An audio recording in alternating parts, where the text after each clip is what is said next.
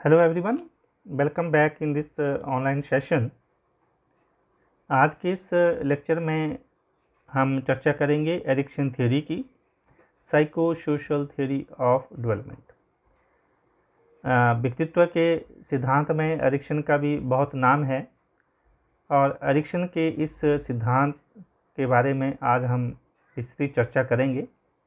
ये trainees Ericsson ने अपने सिद्धांत को साइको प्लस सोशल यानी कि मानसिक व सामाजिक पहलुओं के आधार पर इनकी विकास की व्याख्या की। तो आइए हम समझते हैं कि एरिक्सन ने अपने सिद्धांत में क्या कहा। एरिक्सन एक मनोसामाजिक विकास के प्रतिमान मॉडल को लेकर बहुत फेमस हैं और ये सिद्धांत बाल विकास के साथ साथ प्रौढ़ों के विकास में भी सहायक है।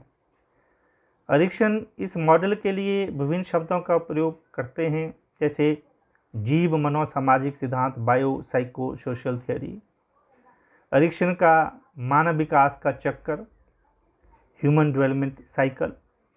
इन सभी का संबंध इसी मनोसामाजिक सिद्धांत की 8 अवस्थाओं का जिक्र उन्होंने किया है और ये 8 अवस्थाओं के अंतर्गत अपने सारे सिद्धांत का वर्णन करा है। एरिक्सन ने अपने मनोसामाजिक जो शब्द है इसका प्रयोग किया है, जिसमें मनोविज्ञान का अर्थ होता है मन और समाज का अर्थ होता है सोशल। इस करके मनोसामाजिक दोनों के संबंधों की मिलाकर चर्चा करी। तो आइए हम ये समझते हैं कि इस साइको सोशल थ्योरी के क्या क्या करेक्टरिस्टिक्स हैं। नंबर 1, प्रत्येक मनोसामाजिक अवस्था में एक संक्रांति आती है जिसमें अभिप्राय है कि जीवन काल का एक ऐसा बर्तन बिंदु होता है, टर्निंग पॉइंट लाइफ का होता है, जिस अवस्था में जैविक परिपक्वता तथा सामाजिक मांग दोनों में अंतःक्रिया के फलस्वरूप व्यक्ति में उत्पन्न होता है। दूसरा, मनोसामाजिक संक्रांति जो साइको सोशल क्राइसिस की बात कर रहे हैं में पॉजिटिव और ऋणात्मक, पॉजिटिव और नेगेटिव दोनों तत्व शामिल होते हैं। तीसरा, मनोसामाजिक अवस्था का निर्माण उससे पहले की अवस्था में हुए विकासों से संबंधित होता है। Is it clear? Dear trainees, यानी कि एरिक्सन ने अपने सिद्धांत में मन के साथ साथ जो हमारा सामाजिक विकास है और जो सामाजिक विकास का जो प्रभाव है हमारे व्यक्तित्व के ऊपर पड़ता, उन दोनों पहलुओं के रिलेशंस को जोड़कर व्यक्तित्व को देखा है नटशेल में। Is it clear? आइए एरिक्सन ने अपने सिद्धांत के जो 8 स्टेजेस का जिक्र किया है, जो साइको सोशल स्टेजेस कई हैं, उनके ऊपर हम चर्चा करें। Number 1, trust versus miss trust, anatomy versus shame and doubt, initiative versus guilt, industries versus inferiority, ego identity versus role confusions, intimacies versus isolations, generative versus stagnations, ego integrity versus despair। आइए देखते हैं trust versus mistrust क्या है। Trust means आशा। यह अवस्था जन्म से लेकर 1 वर्ष की आयु तक होती है। यह फ्राइड द्वारा बताई मनोलैंगिक विकास जो साइकोसेक्सुअल डेवलपमेंट की जो ओरल स्टेज से मिलती जुलती है और इस अवस्था में जो परिवर्तन है उनका जिक्र एरिक्सन ने किया है। दूसरा तथा अपनों से विश्वास की भावना का विकास इसमें होता है, यानी कि जो पहला साल है उसमें अपनों में विश्वास, ट्रस्ट की भावना बच्चे में विकसित होती है। फ्राइड ने केवल मानसिक पहलू के ऊपर जोर दिया और इन्होंने बच्चे का जो पहले वर्ष में जो ओरल स्टेज है, जो बच्चा वो बात कही थी ना सिगमुंड फ्राइड ने, चूसना, चबाना, काटना, से संतुष्टि मिलती है। और इन्होंने कहा कि उस 1 वर्ष में बच्चे को जो एक विश्वास का भाव भी जागृत होता है, उसका विकास भी होता है। दूसरा, बच्चों में स्वस्थ व्यक्तित्व के निर्माण की नींव पड़ती है। तीसरा, कई बार कई कारणों से माताएं उत्तम देख रेख नहीं कर पाती, जिससे बच्चे में अविश्वास पैदा हो जाता है। अगर बच्चे के ऊपर ध्यान ना दिया जाए, अटेंशन ना दी जाए, तो बच्चे में अविश्वास का भाव पैदा होता है। आशा यानी कि होप से अभिप्राय है एक ऐसी मनोसामाजिक शक्ति जीवन जिनकी सहायता से बच्चा अपने सांस्कृतिक वातावरण तथा अपने अस्तित्व की अर्थपूर्ण ढंग से समझने की कोशिश करता है। यानी कि पहली अवस्था में, पहले वर्ष बच्चा जो है वो विश्वास का भाव उसमें जागृत होता है, विकास के भाव का विकास होता है। Is it clear? ओके। दूसरा, autonomy versus shame and doubt, स्वतंत्रता बनाम लज्जाशीलता हिंदी में कहेंगे। ये अवस्था 2 वर्ष से 3 वर्ष तक की होती है। स्वतंत्रता से अभिप्राय है सेल्फ रिलायंस। लज्जाशीलता और संदेह से अभिप्राय है स्व अभिव्यक्ति में रुकावट, जब अपने आप को बच्चा एक्सप्रेस ना कर पाए तथा स्वयं के विचार विकसित करना इत्यादि। तो बच्चे में स्वतंत्रता का भाव या लज्जाशील का भाव बनाम लज्जाशीलता, अगर रुकावट पैदा हो जाए तो वो अपने आप को एक्सप्रेस ना कर पाए, अपने विचारों को एक्सप्रेस ना कर पाए, तो उसमें लज्जाशीलता का भाव पैदा होगा और स्वतंत्रता का भाव उसका अपोजिट। जब बच्चा आस्था या विश्वास का भाव विकसित कर लेता है तो उसमें स्वतंत्रता एवं आत्मनियंत्रण जैसे शील गुण तथा दूसरी अवस्था में पैदा हो जाते हैं। तीसरा कहा कि बच्चा अपने नए गति कौशलों जो लोकोमोटर स्किल्स हैं से बहुत प्रोत्साहित होता है। इस अवस्था में एरिक्सन ने कहा कि लज्जाशीलता की तुलना में स्वतंत्रता का अनुकूल अनुपात कायम हो जाने पर बच्चे में एक नई मनोसामाजिक शक्ति उत्पन्न हो जाती है। अगर बच्चे में स्वतंत्रता का अनुपात का संतुलित विकास हो जाए तो बच्चे में एक नई शक्ति की उत्पत्ति होती है। आइए अब हम चर्चा करते हैं एरिक्सन ने अपने तीसरी अवस्था में क्या कहा, इनिशिएटिव वर्सेस गिल्ट। ये अवस्था लगभग 4 से 6 वर्ष की होती है। यह अवस्था फ्राइड के जो मनोलैंगिक विकास की साइकोसेक्सुअल डेवलपमेंट की लिंग प्रधान जो अवस्था थी फेलिक स्टेज से मिलती जुलती है। बच्चे को दूसरों के कार्य में आनंद आता है। बच्चे की सामाजिक दुनिया उन्हें सक्रियता एवं पहल शक्ति की चुनौती प्रदान करती है और ऐसे बच्चे कभी भी स्वयं को खुलकर अभिव्यक्त नहीं करते। तो ये तीसरी अवस्था में बच्चे का सामाजिक विकास इस ढंग से होता है एरिक्सन के मुताबिक। चौथी, इंडस्ट्री वर्सेस इन्फ्योरिटी, ये चौथी अवस्था है। 6 वर्ष की आयु से शुरू होकर लगभग 11-12 वर्ष की आयु तक होती है। ये फ्राइड की वो मनोलैंगिक अवस्था, उससे कंपैरिजन आप कर लो, लेटेंसी पीरियड जिसको कहा था, उससे मिलती जुलती है। इस अवस्था में पहली बार बच्चा औपचारिक शिक्षा, फॉर्मल एजुकेशन के माध्यम से अपने सांस्कृतिक कौशलों को सीखता है, अपनी संस्कृति को समझता है। हीनता के भाव के अंतर्गत बच्चे को अपनी क्षमता पर विश्वास समाप्त हो जाता है। अगर बच्चे में हीन भावना आ जाए तो बच्चे का सोशलाइजेशन और संस्कृति में मिलना जुलना इस अवस्था के अंतर्गत रखा गया। इसके बाद जो 5वीं स्टेज कही वो अहम पहचान बनाम भूमिका निर्वहन करना, भूमिका संभ्रांति, ego identity versus role confusions. मनोसामाजिक विकास की ये 5वीं अवस्था बहुत ही महत्वपूर्ण मानी जाती है। एरिक्सन ने इस अवस्था पर अधिक बल दिया और ये कहा कि ये अवस्था 19 या 20 वर्ष की आयु तक होती है।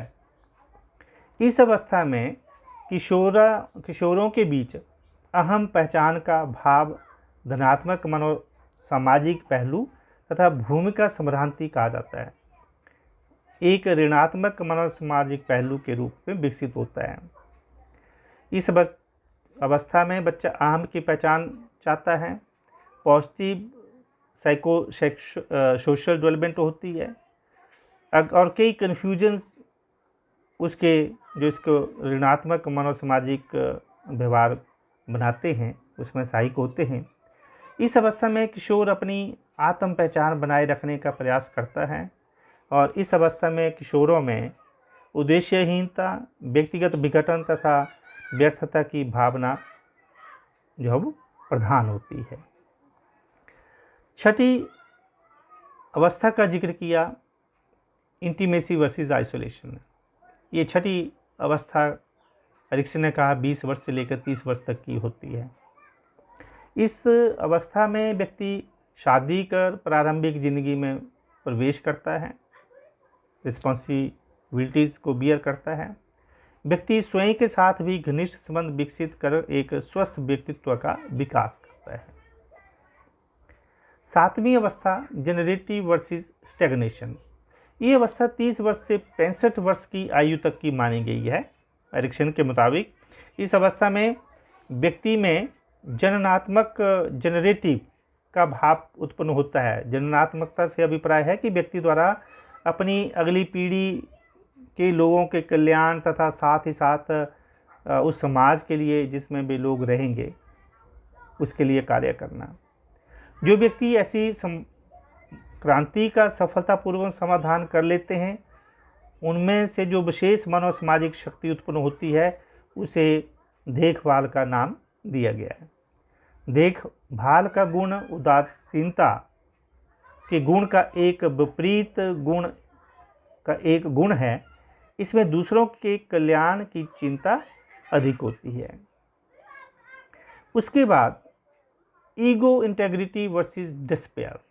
एरिक्सन ने कहा कि एरिक्सन के मनोसामाजिक विकास की यह अंतिम अवस्था है जो कि परिपक्वता की अवस्था होती है, जो लगभग 65 वर्ष तथा उससे अधिक की आयु अर्थात मृत्यु तक की अवधि को इसमें शामिल किया गया है।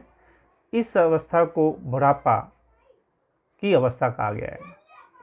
इन अवस्थाओं में गिरते हुए शारीरिक स्वास्थ्य एवं शक्ति के साथ उचित समायोजन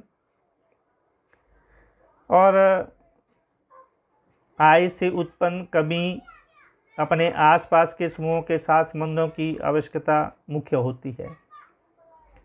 एरिक्सन के मुताबिक इस अवस्था में कोई स्पष्ट नया मनोसामाजिक संक्रांति की उत्पत्ति तो नहीं होती है। व्यक्ति अपने सभी पिछले जो मनोसामाजिक अवस्थाएं हैं उन घटनाओं का समन्वय एवं मूल्यांकन करता है। मैंने क्या खोया, मैंने क्या पाया। तो ये अवस्था ये कह लें कि सारी पास की घटनाओं का उनमें संतुलन बिठाना, उनका समन्वय करना या मूल्यांकन करने की अवस्था होती है।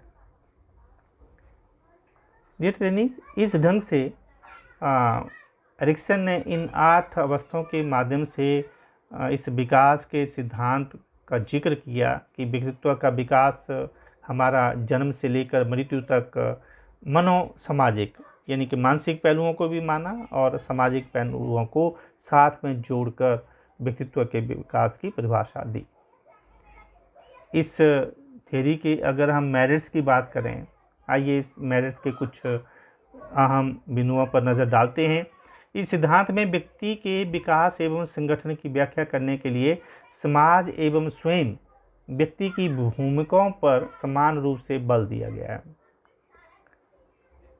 ये एक व्यक्ति की भूमिकाएं और समाज दोनों में संतुलन बिठाया गया।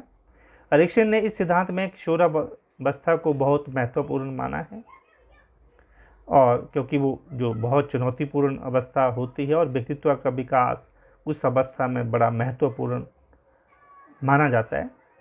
एरिक्सन ने अपने इस सिद्धांत में एक आशावादी दृष्टिकोण देखने को मिलता है। तो ये इसकी एरिक्सन की थ्योरी के मेरिट्स थी। कुछ एक डिमेरिट्स या लिमिटेशंस, डिमेरिट्स की हम चर्चा करें।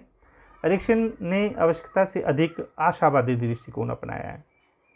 ऐसा आलोचकों का मानना है कि इसमें ये सिद्धांत अव्यवहारिक है, और कुछ आलोचकों के अनुसार एरिक्सन के सिद्धांत में फ्राइड के व्यक्तित्व सिद्धांत का सरलीकरण ही किया गया और कुछ नहीं। कहते जो फ्राइड ने बड़ा टेक्निकल सा बना दिया था, बड़ा मानसिक जो दशाएं थी उनको उजागर करा था, उसका सरलीकरण कर दिया और कुछ विशेष काम नहीं किया, मन के साथ सामाजिक पहलुओं को जोड़ा है। और कुछ मनोविज्ञानों का काम आता है कि एरिक्सन के सिद्धांत में जितने तथ्य या उपकल्पनाओं की व्याख्या की गई है उनका कोई प्रयोगात्मक समर्थन नहीं है, कि एक्सपेरिमेंटली ये चीज़ प्रूव नहीं की गई है। उनका कोई साइंटिफिक या एक्सपेरिमेंटल बेसिस नहीं है, कोई ऐसा डाटा या ऐसी वैज्ञानिक ढंग से इन तथ्यों को प्रूव नहीं किया गया है, वैज्ञानिकता की कमी है। इस ढंग से आलोचकों ने इस सिद्धांत की आलोचना भी की है। डियर ट्रेनीज, हम ये जानते हैं कि सारे इस सिद्धांत की मेरिट्स डिमेरिट्स को मद्देनज़र रखते हुए और जो उनके विचार थे, तो उनमें एक नया पहलू सिगमंड फ्राइड के साथ साथ जो सामाजिक पहलू है उसके ऊपर बल दिया गया। यानी कि व्यक्तित्व के विकास में मन के साथ साथ समाज का भी प्रभाव होता है, और मन और समाज दोनों की बात अहम भूमिका होती है बच्चे के या व्यक्ति के व्यक्तित्व के विकास में। तो दोनों पहलुओं को इस सिद्धांत के अंदर महत्व दिया गया है। तो ये हमारा एक विकासवादी सिद्धांत के एरिक्सन के विचार। तो उम्मीद है कि आप इनके विचारों से भी भलीभांति परिचित हो गए होंगे। डियर ट्रेनीज, सारे जितने भी सिद्धांत हैं बहुत अन्य और सिद्धांत मनोविज्ञानों के विभिन्न भिन्न विचार विभिन्न भिन्न सिद्धांतों में दिए गए हैं। जो नटशल में हमने इतने पिछले लेक्चर्स में इन सारे सिद्धांतों को 4 वर्गों में बांटकर ओवरऑल पर्सनैलिटी को समझने की कोशिश करी कि वास्तव में पर्सनैलिटी के क्या सिद्धांत हैं। व्यक्तित्व की विकास की बात हम अगर लोग करते हैं तो व्यक्तित्व होता क्या है, उसका क्या विकास है। तो व्यक्तित्व का जो चाहे वो प्रकार के ऊपर जो शारीरिक संरचना के ऊपर जोर दिया गया था, व्यक्तित्व में जो गुणों के ऊपर जोर दिया गया था, या व्यक्तित्व में जो प्रकार और गुणों को दोनों को मिलाकर बात करी गई थी, उसके साथ साथ जो व्यक्तित्व का जो मानसिक पहलू व सामाजिक पहलू है वो भी एक महत्वपूर्ण एक हमारा व्यक्तित्व का एक आयाम है। तो इनको समग्र रूप से देखते हुए हम व्यक्तित्व के इस अवधारणा को अच्छे ढंग से समझने में अब हम लोग सक्षम होंगे।